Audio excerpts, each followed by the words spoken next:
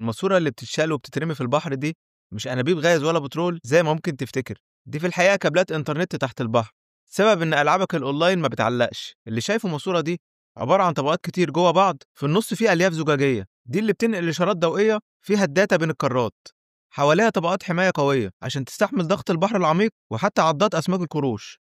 أما تركيبها فده قصة تانية لوحده.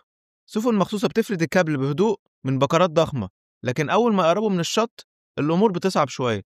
المهندسين بيستخدموا آلة شبه المحراث بتدفن الكابل تحت الرملة عشان ما يتقطعش من مراسي السفن أو شباك الصيادين. بس ليه كل التعب ده؟ علشان كابلات الفايبر دي سريعة جدا ومستقرة، بس فيها عيب كبير، التكلفة الخرافية.